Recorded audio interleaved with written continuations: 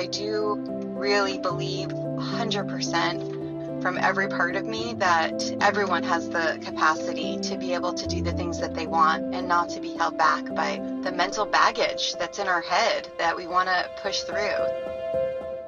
Welcome to the Do the Thing podcast. In each episode, we get down and personal with people who go after the things they want to make all their wildest dreams come true. Join us as we unveil and dissect a formula for what it takes to do the thing. Here is your host, Stacey Lauren. Hey everyone, welcome to the Do the Thing podcast. This is your host, Stacey Lauren. Well, you guys, I am just feeling so privileged today to be able to introduce my next guest to you, because there's people that you meet in your life that you just have no idea the level of impact that they can have on people's lives. And when you start talking to them and you get to hear just the things they've done and from their experience, the things that they can create and then test and then continue to test and improve, and just all the things that come from just doing the thing with the thing that you're good at, is literally the example of my next guest. Dr. Rudolph Cartwright is a retired neurosurgeon, and he's actually created this unbelievable thing called Exereading, and we're going to get all into it on this episode. And I'm so excited for you guys to hear it, because what would doing the thing be if you don't have your health, or you don't have your memory, or you don't have all of the things that keep you who you are? And so this episode is going to blow your mind with just the impact that this technique that he's developed over the years and the people that he's worked with on it can do for you in your life. And so I'm so excited to welcome Dr. Rudolph Cartwright to the show. Hi, Rudy. Hi, Stace. How are you? I am good. How are you? I couldn't be any better. I'm on your show. Doing the thing, right? Doing the thing. You can't beat it. Let's just start off with talking about the brain. You've told me once with the brain, just in terms of there's nothing, right, if you don't have that. So let's just start with that topic from the beginning. Okay, we will start with the brain. And when I was in practice, and what we know today, no brain, no person. Yeah, and it's really important hearing you say that, because for those of you that have been following Do the Thing a while, you know about the Do the Thing formula. And there's the I in I'm game, which is identify the why. And so what Rudy is basically telling you right now is he's telling you, why is it so important for you to be able to take care of your brain, your memory, and all of these things that a lot of people might overlook, right? Because the facts are we're busy, right? We're living our lives. We're going through all the things we go through on a day-to-day basis, but to actually know what to do to be able to sustain our life longer and to sustain our cognitive part of our life longer, I mean, I'm all in, right? So that's the why of why it's so important to take the time to do it. And so he's going to go through today and kind of talk to us about what this process looks like. So I'd love to go there next. Exereading. I remember the first time you told me about this, I think I was shocked and amazed. We were in a car and you were basically telling me the story of how this was created. And I'd love to have you share a little bit about that as well.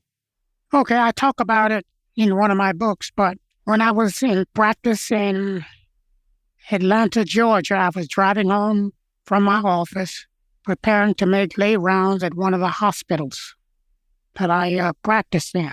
And it occurred to me, for whatever reason, I can't tell you, that when we read a book or a tablet or what have you, we start from left to right, and then we go back and left to right, left to right, left to right. And I thought that was inefficient. And so, well, I can say this, here in the Western Hemisphere, we read from left to right. If you go to the Middle East, they read from right to left. And as I was driving, I said, why can't we combine that? Go left to right, and then when you get to the right-hand side of the paragraph or sentence, read right to left. And when you get to the left-hand side, drop down, left to right. And then when you get to the right-hand side, right to left. And That concept really stayed on in one of my folders for about, they said that was 1988, I believe. And it stayed in one of my folders until 2017. And I was being visited by one of my brothers and his wife. And we were talking around the breakfast table, and you know how things come up. You start talking. And I told his wife that I had this idea, but I didn't know what to do with it. Mm-hmm. Okay, so if you recall now, we didn't have this technology in 1988 that we have today. Right. So she pointed me in the right direction. And I still can remember in 2017, during Thanksgiving time, I spent an entire day just practicing how I wanted to put this together. And as a matter of fact, I still got one of my notes that says, I'm trying to learn how to do this left to right, right to left, style of printing on the computer. And I learned how to do it. Here's the kicker. I thought I was the first one that came up with this concept. I wasn't. The Greeks were doing it 2,000 years ago. They call it boustrophodon, plowing like an oxen in the field. So I thought what I'll do is, since nobody's talking about it, I'll create a new word and I'll call it Exeread, E-X-E-R-E-A-D. That means exercising while you're reading. And so you are exercising your brain and also your eyes. So I combine the two words, exercise and read, and I call it Exeread. The same way they created this word motel. That's a created word, meaning a hotel that you drive to stay in overnight. So they cut it down and say, we're going to call this a motel. Isn't that nice? Yeah. So Exereading, from what you've told me, it basically helps with aging, right? With the aging process specifically. Yes, it does help with aging. And here's the thing to keep in mind about aging. There are really three aspects of aging. There's chronological age. You're born today or this minute, and you start to grow older.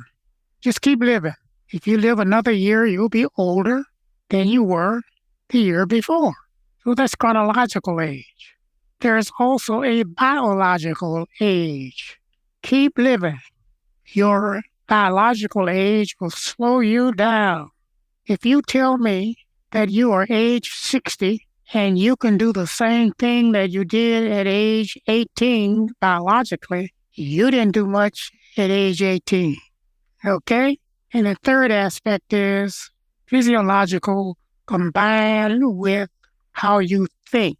You don't think the same way today that you did yesterday. Something has changed in your thinking. Okay? Mm-hmm. Now, these things over time, they change. And what you want to do is institute some mechanism that can slow that process down and in some occasions, turn it around. And that's why I sent you those videos so you can see where that person started. And she started in 2019 and where she is today.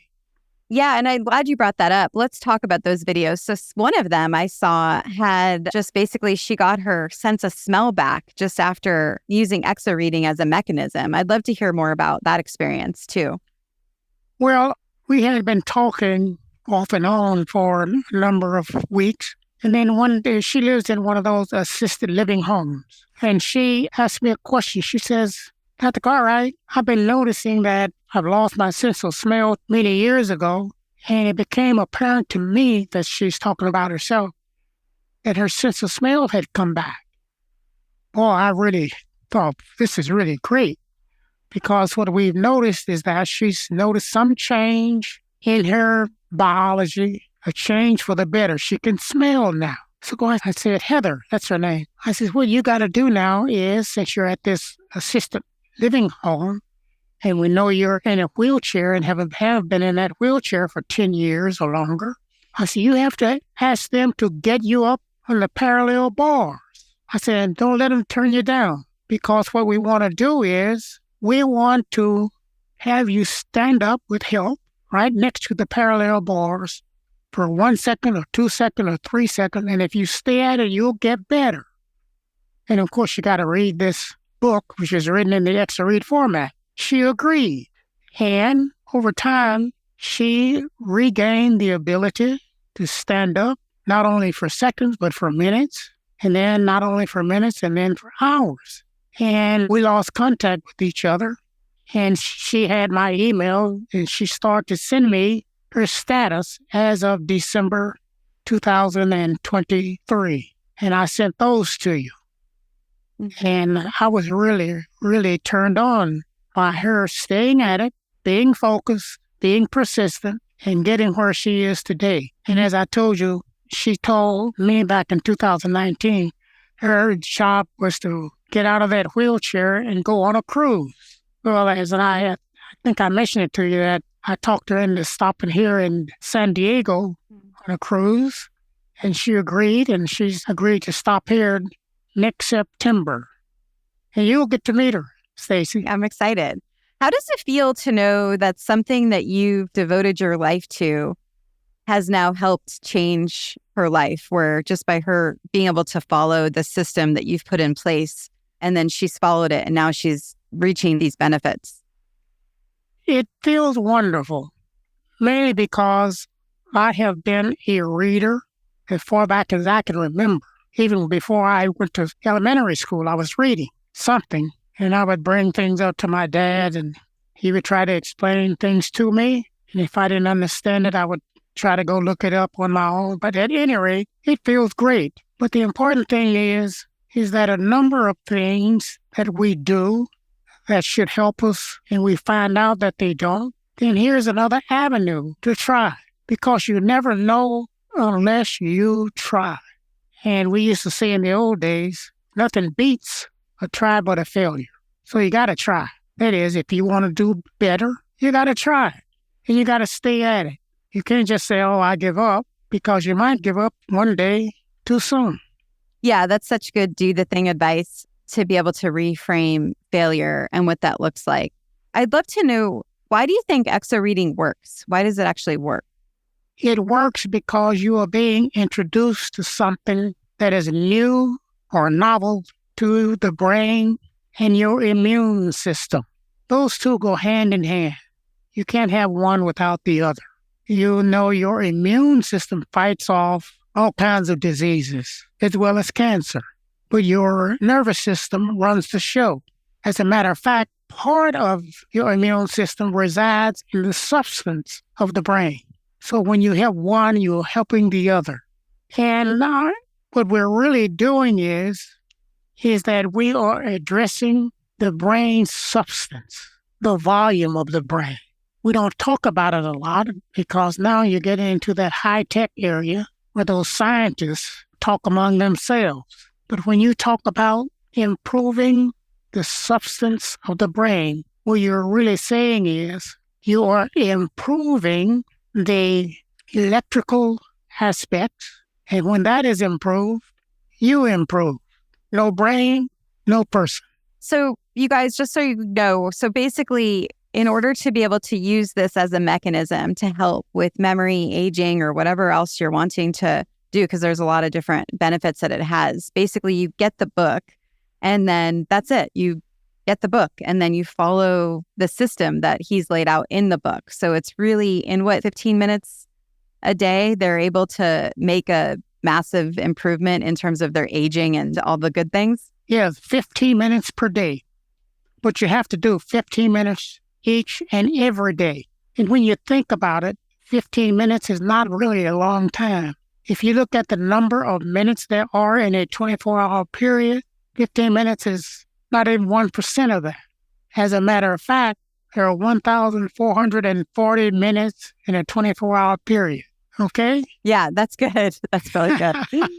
What other benefits have you seen from people that have gone through this?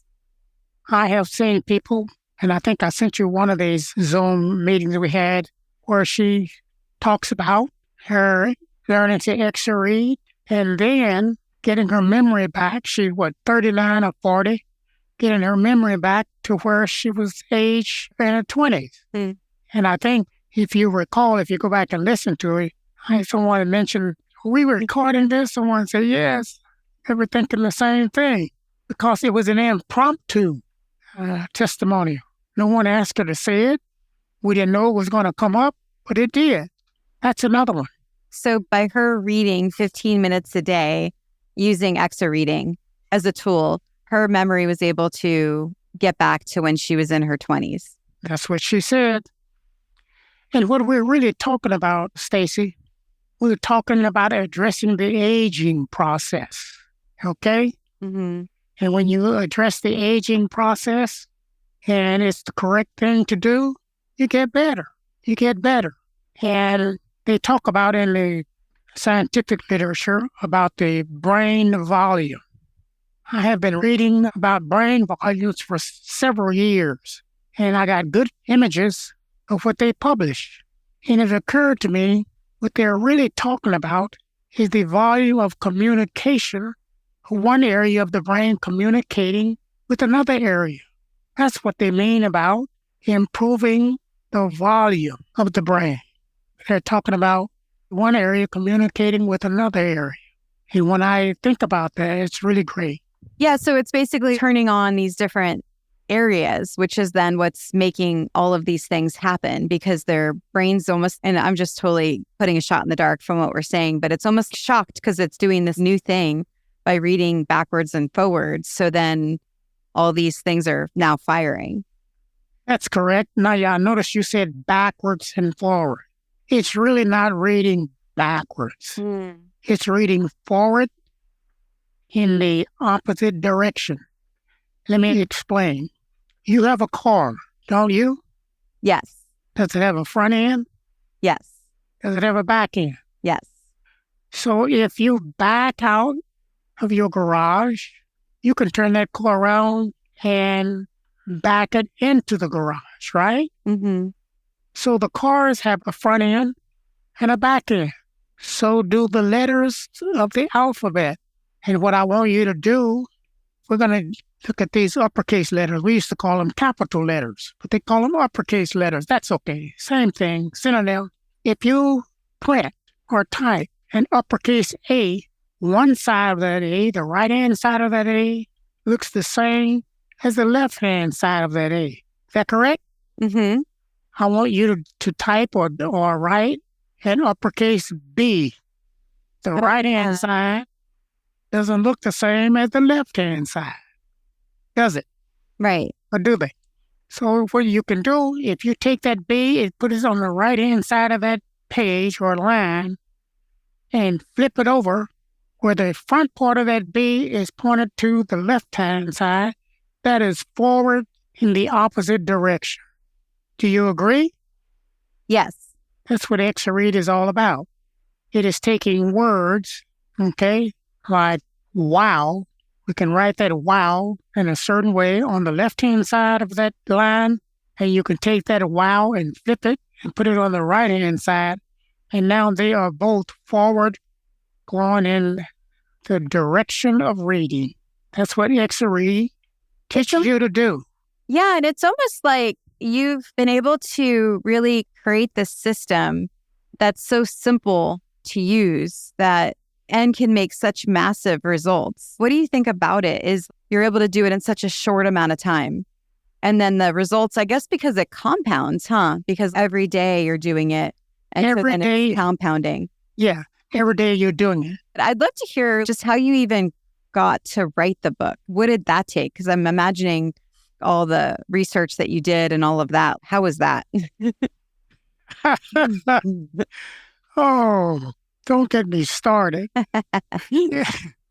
Well, I think it's easy for people to see an end result, right? But to know the amount of thought and work and people, and I'm imagining you, even as a neurosurgeon, seeing people and patients and feeling like, I don't know if this was you, but I could just imagine the pain it feels to see where people can end up, right? And so you've committed your life to this work. And so I could just imagine the amount of time and energy and iterations. You're absolutely correct. It took a great amount of time, not 1 hour more, not one day more.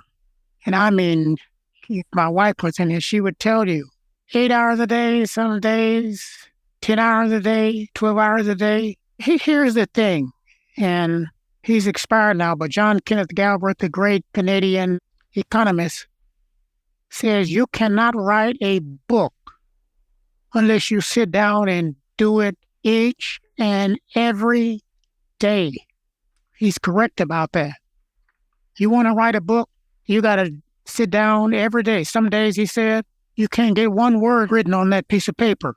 And then other days, he said, it just flows out of you. He's correct about that. So because I had read a number of his books, I thought, okay, I'm going to stay at this. Today, I can get anything down about Exereading, but I got to still try. And then after you have written a chapter or a verse, you have to edit that chapter or verse, he says, at least 5 times. I thought, this guy is crazy, but okay, I got to do it.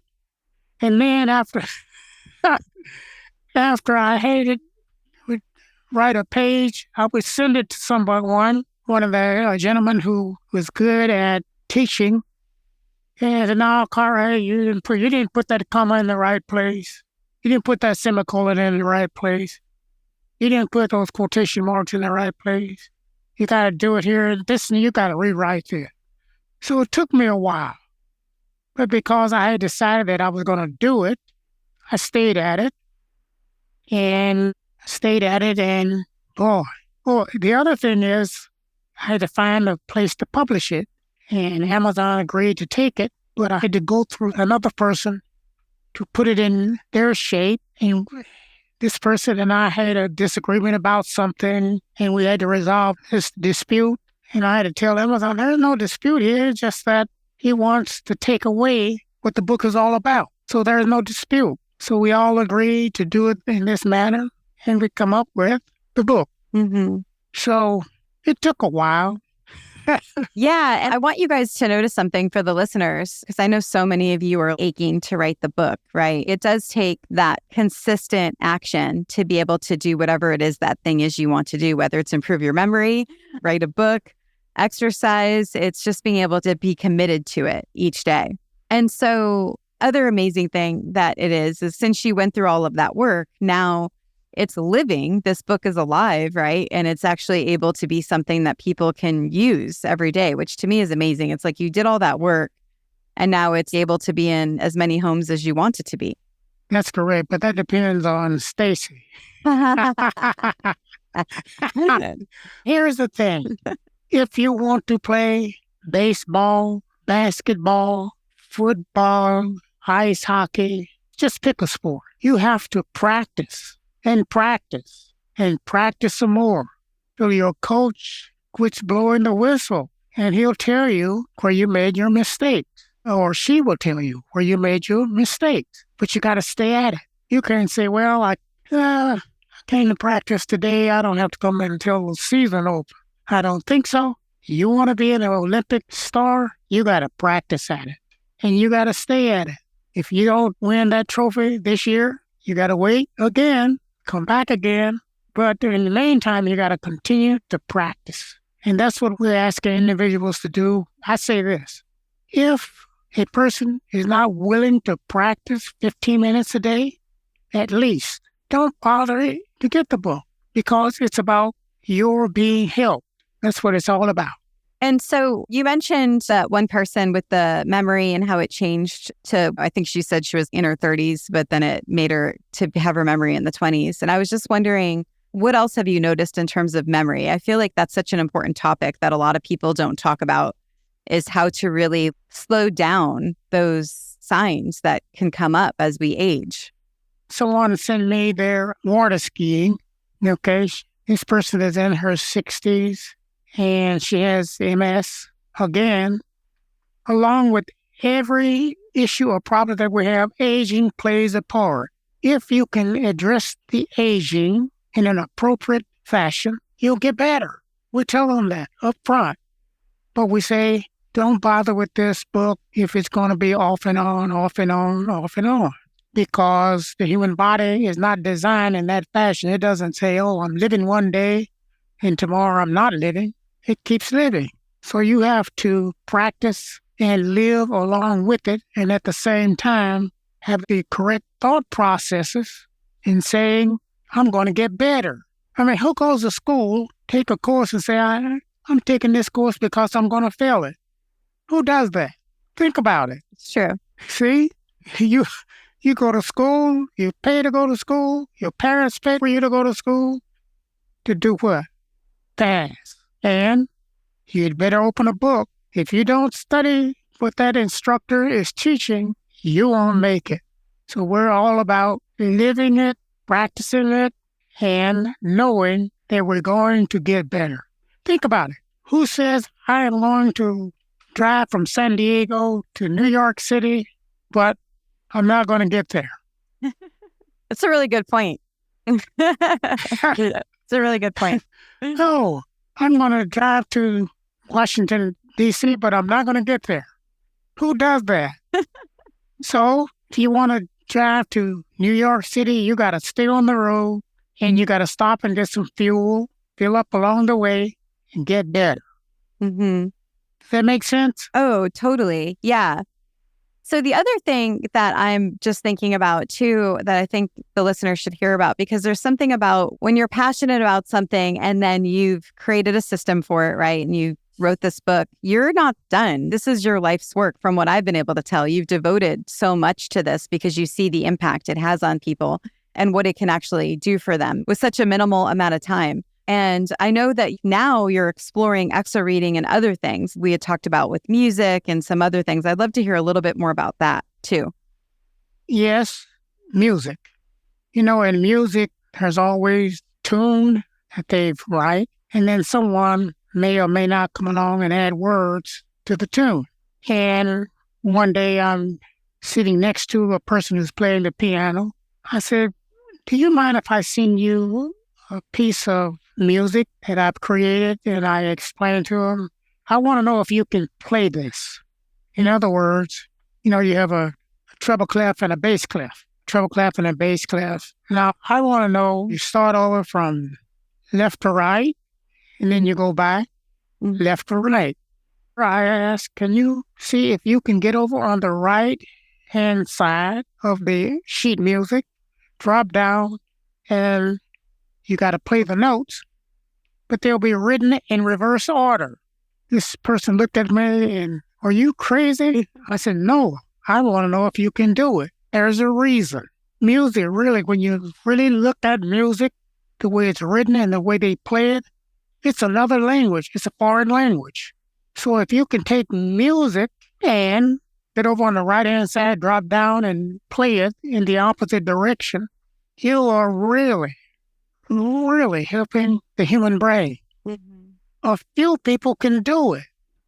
How many? I don't know, because I sent some pieces off to someone. Did you get a chance to try it? No, I didn't get a chance to try it. It's 2 weeks later. Well, that just tells me it's not going to be tried. Yeah. Because I said, take 5 minutes, see if you can do that. And all of these musicians that play music, read music, they are smart people anyway, because they've learned another language and then they can execute it. So I'm still in the process.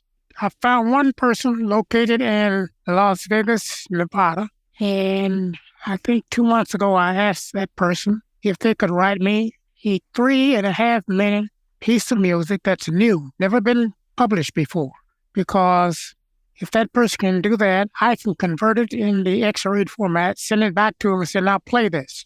Find someone to play it, and then have them to publish it. It's a big deal from my point of view. So that's where I'm at now, is to convert some pieces of music into the Exeread format and then to get someone to play it. Mm-hmm. So if you guys play music and you want to also be double doing it and helping your memory, reach out to Dr. Cartwright, because that would be a great way to test it. That's exactly right. But here's the deal. If some of your listeners write music, they can send that pieces to you. You can send it to me, and I will convert it, get it back to you. You'll get it back to them, and see what they say, see what they do.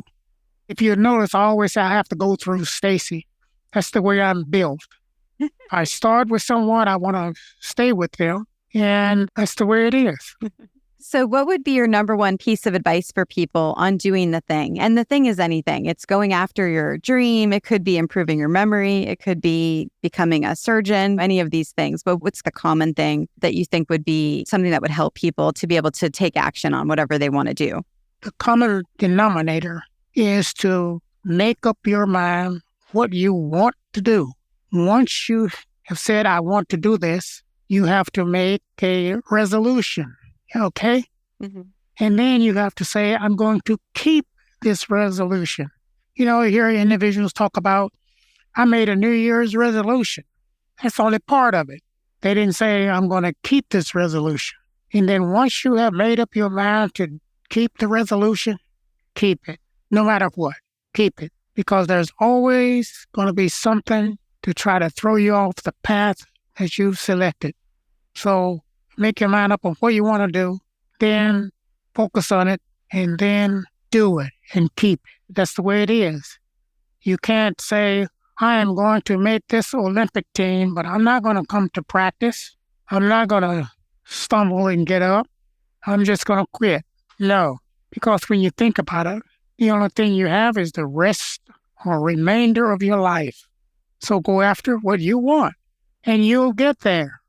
Speaking of that, just makes me wonder, when you were going after this Exereading, when you first kind of discovered this idea, what was the moment for you that got you to have that almost this epiphany of, oh my gosh, this really works? You went through this work to figure out the system, and then you actually created it, and then all of a sudden something happened which got you to see that it actually worked.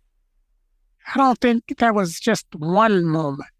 I think there were several different moments. And I don't recall ever having a pencil and a piece of paper to write them down. I wish I had, but that's water over the dam, we used to say. But I can recall staying with it, just thinking about it. And as I indicated, when my brother and his wife were here, that concept came up around breakfast, and I got to look for this red folder. And I look day in and day out for that red folder. I'm a pack rat. I keep everything. You name it, I got it. I got things from high school. Anyway, as it turned out, I couldn't find the folder that I was looking for, and I found what I had someone to pencil for me. You find someone who knows how to draw things. Mm-hmm. I said, here's what I want to do, and now you know what I want to do, pencil it for me, and bring it back to me and tell me how much it costs. That person, I still got the pieces of paper. They're bright yellow and a little rough over the surface, 1988. And I said, yeah, this is what I'm looking for. Well, in 1988, we did not have the technology that we have today. Yeah. So then I was talking to a gentleman, and I was telling him, I can't find how to do this. He says, scan it and send it to me, and I'll help you out. So I had help along the way. Mm-hmm. New concept, never been done. Find people who say, oh, that's interesting. Let me see where he's going to go with this. I got to say this. I was looking for this document in a red folder. I found it in a brown folder. And one of my good friends lives in Texas. He said, you can never find what you're looking for if you're looking in the wrong place. I said, Jim, I got it. That's what kept me going. All these little pieces along the way. Sometimes I say you're being tested. They want to know, do you really want to do this? Okay, we're going to test you. See how long you stay at it. Well, I'm still at it. But I've also, as I am going back through it, incidentally, I got to tell you, I read this thing every day myself, but I like to walk and read it. When I go out walking, I'll take it with me and read. Because in the book, I mentioned that that's one of the ways you get better is that first you got to be active or walking, and then you got to Exeread. And when you combine those two, you get better. I got a design in there. So I have to take some of my own medicine.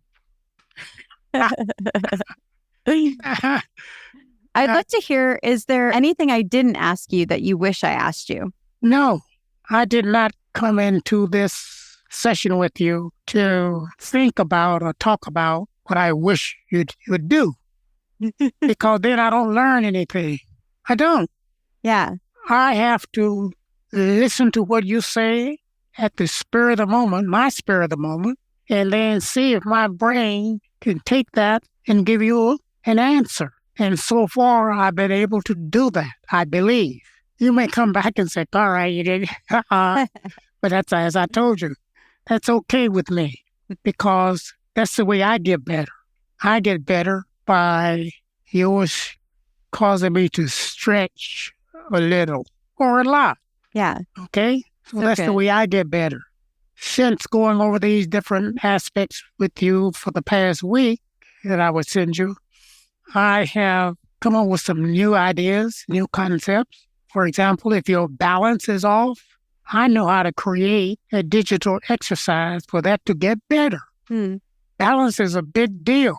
You can't drive your car or walk out there to get in your car unless your balance is firing on all cylinders. You can't do it. You can't eat your breakfast with a fork, a spoon, and a knife unless the balance between your fingers, hands, arms, and eyes, and the movement of your eyes, unless they are in sync.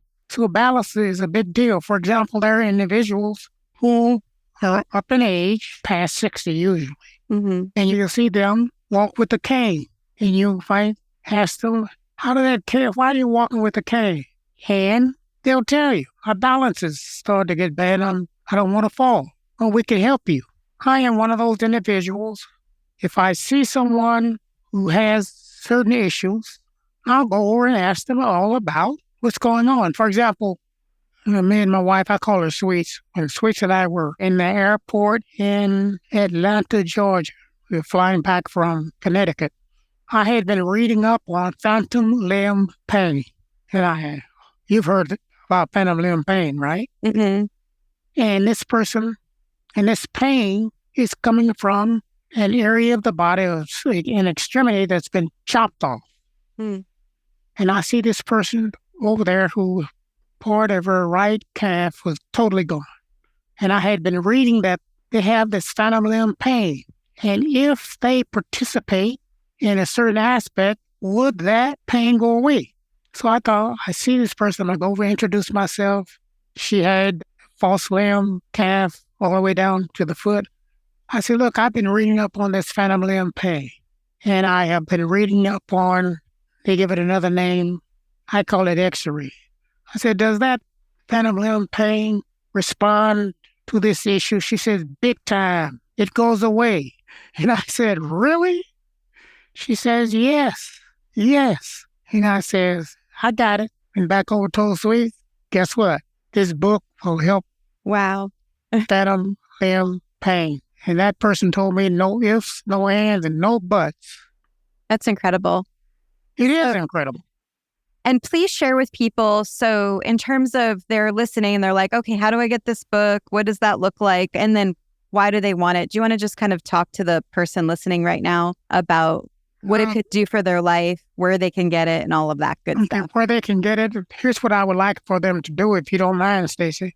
I would like for them to send you their email address. You will send that to me, and I will send them the link where it's located on Amazon. Currently, I'm working on the link to my Shopify.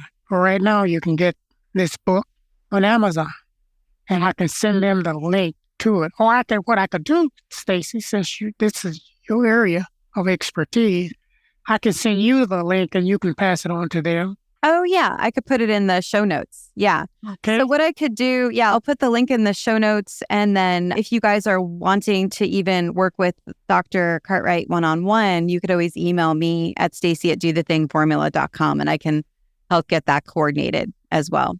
Now I'm going to ask you a question. How did you come up with Do the Thing?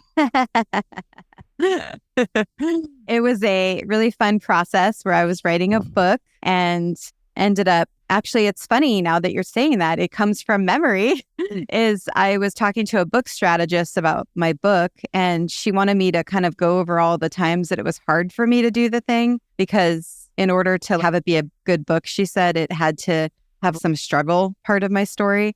And at the time, I couldn't remember any of that stuff. And so that's what's funny. We're going back to memory again. And so that's where she said it would be better if I interviewed 10 people and found out their do the thing story.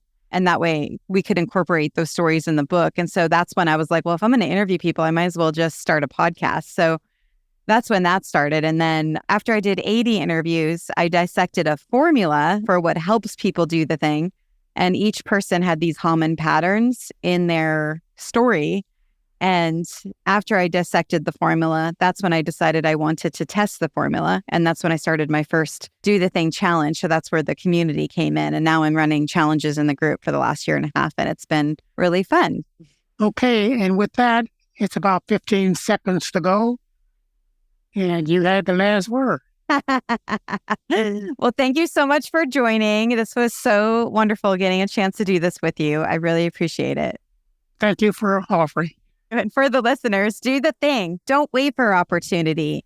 Create it. And hey, guys, did you check out my Facebook group yet? Go to dothethingcommunity.com.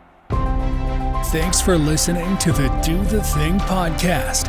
We hope you enjoyed the show, but even more, we hope you'll be inspired to do the thing. Do you have a burning question on doing the thing that you'd like answered? How about an inspiring do the thing story of your own that you'd like to share? We'd love to hear all about it. Just leave us a voice message at dothething.callcast.co or email us at hello@dothethingpodcast.com.